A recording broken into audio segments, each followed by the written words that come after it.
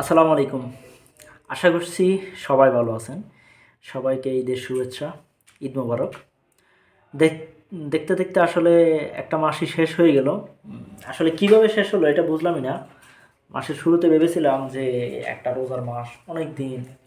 কিন্তু এখন বুঝতেছি না যে আসলে খুব তাড়াতাড়ি মনে হয় যে এ পর্যন্ত আমার বয়সে মানে সবচেয়ে দ্রুত শেষ হয়ে যাওয়া একটা রমজান ছিল এটা।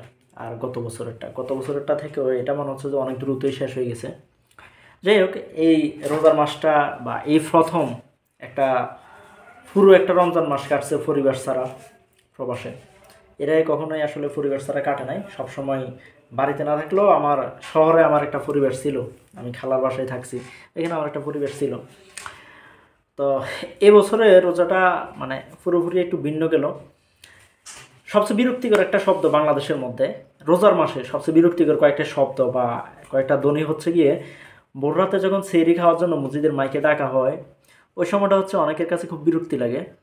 তবে মানে এই প্রবাসে আসার পরে ওই যে সেহরিতে যে ডাকার যেই শব্দগুলো, যে সবাই ওঠার জন্য আর এত মিনিট বাকি আছে অত মিনিট বাকি আছে, এগুলো যে ডাকার যে বিষয়টা, প্রবাসে সেই জিনিসটা অনেক মিস করছি।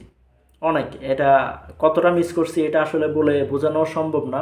মানে অনেক মনে হয় যে রোজার মাসে সবচেয়ে বেশি মিস করছি এই একটা জিনিসকে। তারপর হচ্ছে আরও কিছু জিনিস আছে। আহ, মানে যতই মন দিলে আসলে যতই ভালো থাকে যত কিছু যেমনই হোক, সবসময় যখন ইফতার করতে বসলে ইফতারিতে এবং সেহরিতে দুইটা সময় হচ্ছে নিজের পরিবারের কথা অনেক মনে পড়ে। যে দেশে থাকতে মানে খালার বাসায় ছিলাম, ওইখানে শরবত আমি বানাইতাম, সালাদ টালাদ টেবিলে রেডি করা এগুলো আমিই করতাম।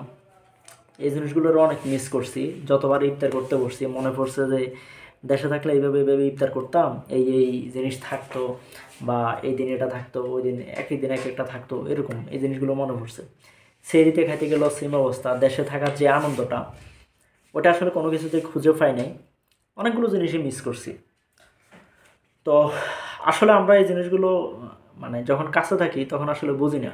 যেমন নর্মালি যেই ভোর রাতে সেহরি খাওয়ার জন্য ডাকার যে বিষয়টা, এটা আমাদের মানে বাসার পাশে এক বাতিজা ছিল আর কি, ও হচ্ছে মতিয়ে ডাকতো।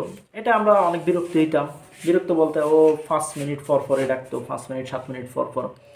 তো এক প্রকার বিরক্ত হইতাম। কিন্তু এই প্রবাসে আসার পরে বুঝলাম ওই ডাকটা আসলে অনেক মধুর ছিল। এখনও দেশে যারা আছে অনেকের কাছে অনেকে দেখি রোজার মাসে পোস্ট করতেছে, হ্যাঁ এতটা থেকে ডাকা শুরু করে, বিরক্ত লাগে, এই সেই হ্যান ত্যান, অনেক কিছুই অনেকে পোস্ট করতেছে বলতেছে। আসলে এই জিনিসটারে যখন দূরে গেলে বোঝা যায় এই জিনিসটারে আসলে আমরা কত মিস করি। যাই হোক, আহ, সবাইকে আবারও বেশ শুভেচ্ছা জানিয়ে আপাতত ভিডিওটা এখানেই শেষ করতেছি। সবাই ভালো থাকবেন, সুস্থ থাকবেন, আর দোয়া করবেন যাতে সবার জীবনটা ভালোভাবে কাটিয়ে যেতে পারি, আবার সুস্থভাবে দেশে ফিরতে পারি। আল্লাহ সেই তৌফিক দান করুক। আল্লাহ আপনাদেরকে হায়াত দারাজ করুক, সবাইকে সঠিক পথে চলার তৌফিক দান করুক। আসসালামু আলাইকুম।